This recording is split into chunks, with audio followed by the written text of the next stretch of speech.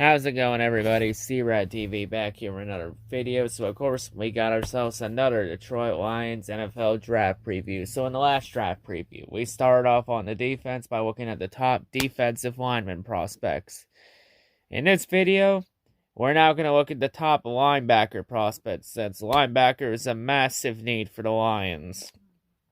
Since that Lions linebacking core is still fucking horrendous. And we need a couple linebackers, so that's a big need to address. So we're going to look at the top linebacker prospects, and let's see what we have. Let's get into it. Starting off with the inside linebackers, the first one we're going to go over here, this is the one I've been pretty high on. Hailing out of Penn State, standing 6'2", weighing 245 pounds, we got Micah Parsons. So Micah, he's your prototype pass rush / blitz inside linebacker, so he's very good in the pass rush and blitzing and getting pressure to the QB. In terms of his strengths, prototype linebacker, broad shoulders, thick limbs, tapered middle, ease of movement, obvious on tape when he shows Gumby-like core flexibility, lateral agility, balance of a ballerina. As well, he has good stop, start, and redirect explosiveness, terrific straight line speed. His side speed and his instinct combination, it projects well to all three traditional linebacker roles. It provides his future NFL team with all sorts of positional flexibility, so he can be moved a bit around to be used to his advantage. Combats athleticism with stellar instincts, beating backs to the hole, sniffs out screens, utter misdirection plays, racks up tackles behind the line of scrimmage.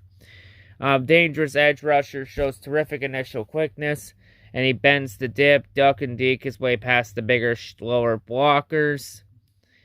He pairs his upper and lower body beautifully, slides laterally while he forcefully rips through his way through the reach of the blockers. Along with his long arms and strong active hands, he rips through the blockers like a tornado, puts on a clinic when it comes to disengaging without sacrificing yardage. He generates knockdown power at only a few steps, uses his long arms to simply engulf ball carriers, pulls them to the ground with efficient, reliable stops, rips at the ball when he sees the opportunity, shows impressive hand-eye coordination, strengths and awareness to do so. In his college career at Penn State, he forced 6 fumbles, including 4 last season. He isn't asked to drop back into coverage much, but he does show comfort and ease of movement when he does so. He generates excellent depth on his drops, and bounding out of his breaks while he keeps tracking to the ball. In terms of his weaknesses, though, he is jumpy. He can sacrifice assignment and gap responsibilities to rush to the line of scrimmage. He usually gives up a gap responsibilities in an attempt to make that splashy play, that highlight reel play you see on SportsCenter, trying to make highlight night or Ram 1v1.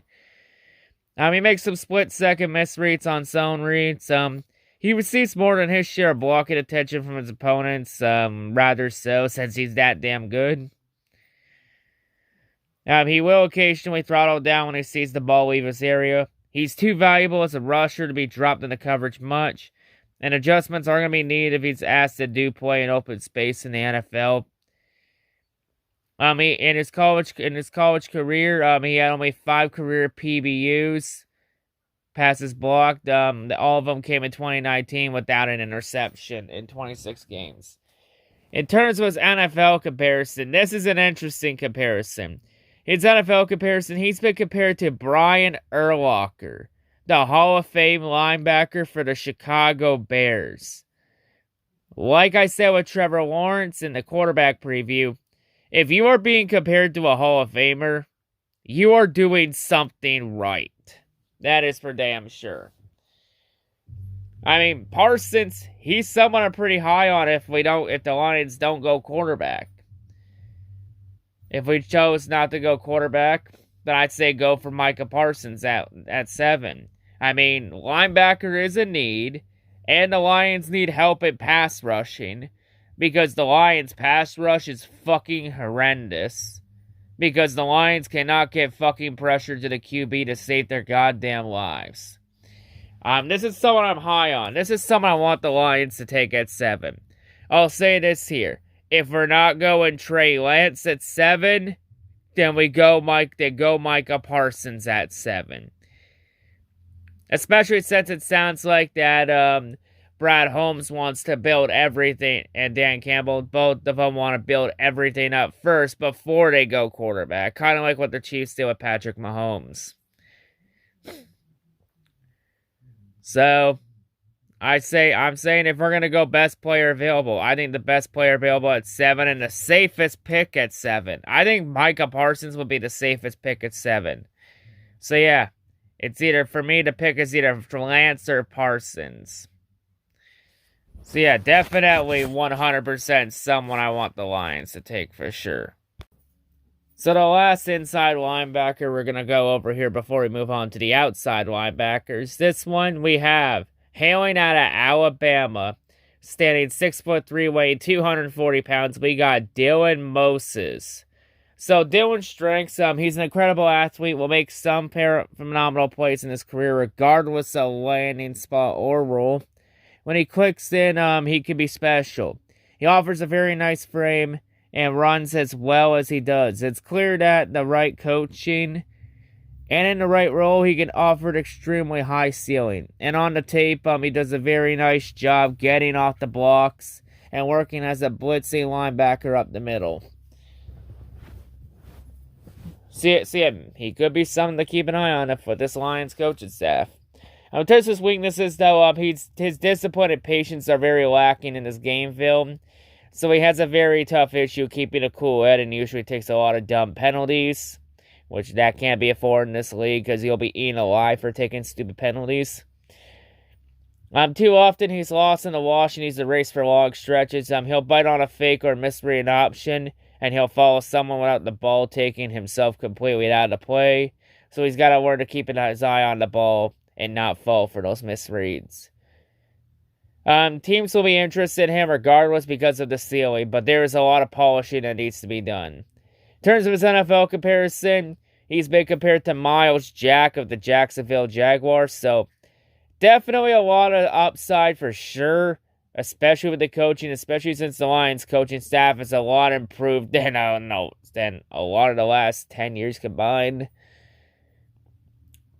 But still a lot of small things that need to be polished up. But, hey, in a rebuild, maybe someone to keep an eye on for sure. Definitely someone to keep an eye on for sure here.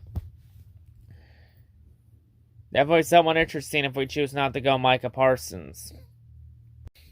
So now moving on to the outside linebackers. Starting off here, we have the first one. Hailing out of Notre Dame, standing 6'1", weighing 215 pounds. We got Jeremiah Owusu. That's a bit of a tongue twister last name. So Jeremiah, he's your prototype pass defense outside linebacker, so he's very good defending against the pass. In terms of his strengths, he's a versatile, has experience working as a nickel, pass rushing outside linebacker, and a traditional off-ball linebacker, so he does have some versatility and can be moved around the field. He can line up pretty much anywhere. He's an excellent athlete, bursts in the speed to hold up in coverage, combines it with toughness, throws himself into tackles and play with power. Solid lateral mover, can evade blockers, won't back down when it's time to take them on. In terms of his weaknesses, though, his size can work against him, though, in high traffic areas. He lacks that ideal strength or length to shed blocks, and he gets hung up too easily as a result. Tackling technique's pretty inconsistent in the open field. Too often he becomes reckless. He can survive athletically as a nickel, but matching with NFL slot receivers, it could be pretty dicey. So definitely a few issues to work on for sure. In terms of his NFL comparison, he's been compared to Davion Taylor of the Philadelphia Eagles. So definitely has a lot of upside for sure, especially that versatility, but a few issues that need to be cleaned up, especially that tackling one. That's got to be cleaned up if he wants to make an impact in this league. Because if he can't tackle in this league, he will be eaten alive. So the next linebacker we're going to go over here, hailing out of Tulsa, standing 6'3", weighing 241 pounds, we got Terrence Collins. So Saban, he's your prototype strength outside linebacker, so he's very strong.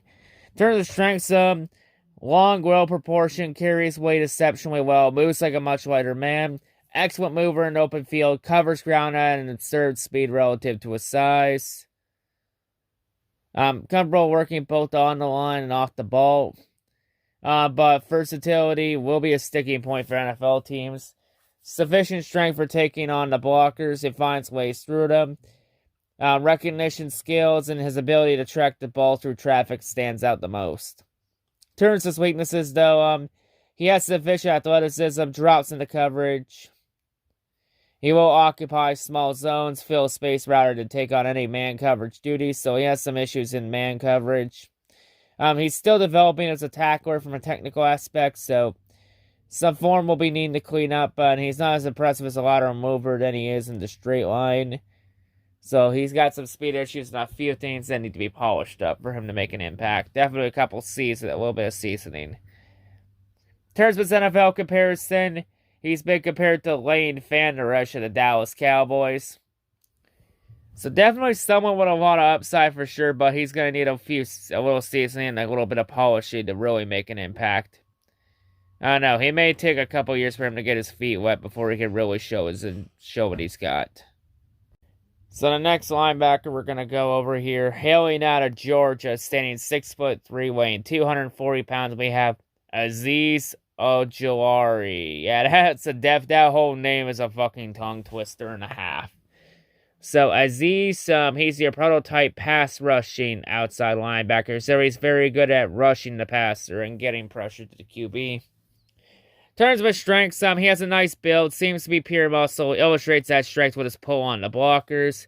He's as flexible as they come, shows great bend around the edge, gives the advantage of leverage, and combines that with his speed to get production.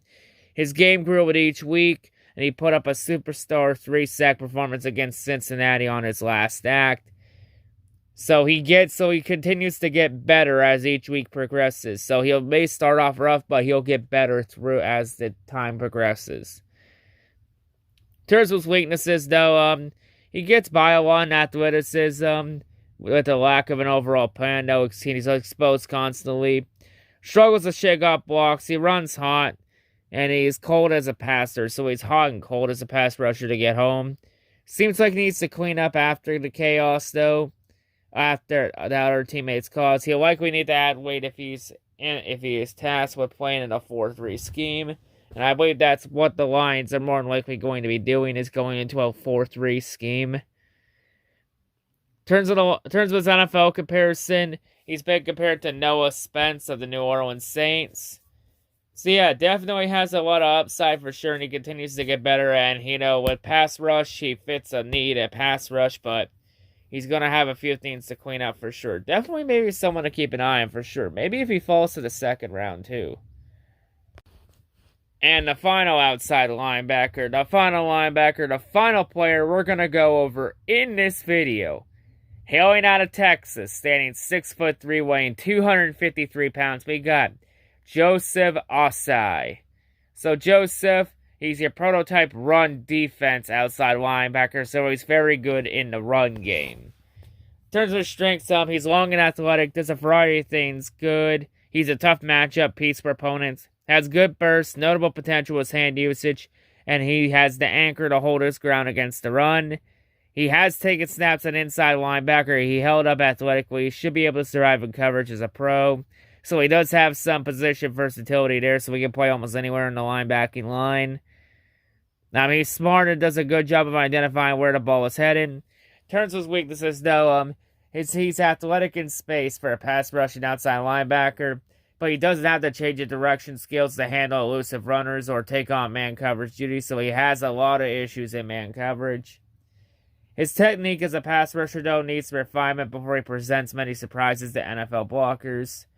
Though his tools are adequate, they're not particularly bendy, so he will need to win a lot of his reps through technique and power, not agility or flexibility. In terms of his NFL comparison, he's been compared to Josh Allen of the Jacksonville Jaguars. So definitely someone with a lot of upside for sure. Has a few issues that are going to need to be seasoned out in time. Maybe someone to keep an eye on for sure. So yeah, anyway, that's gonna wrap it up here for this Detroit Lions NFL draft preview. You know, some interesting prospect for sure at linebacker. So we now got one more draft preview to go on defense for round 1 before we go all the way to day 2 picks. Which day 2 picks are pretty much gonna be pretty much the same needs as day 1. Since the Lions got a lot of holes to patch up for sure. So yeah, anyway, you know, there are some interesting names in here for sure, especially Micah Parsons. Like I said, for me to pick at 7 is either Trey Lance or Micah Parsons. One of those two. I think you can't do any wrong with either of those two.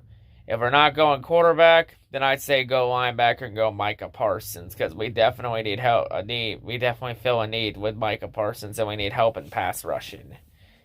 But anyway, next one will be the defensive backs and the safety, since the Lions have some holes patched up and that need to be patched up in there too, especially at safety. Since Will Harris has pretty much been a lost cause and we need someone to complement Tracy Walker. So yeah, anyway, that's going to wrap it up for this preview. That's all I got to say. Anyway, hail the Outsiders and hail the great Detroit Masterplan. Peace.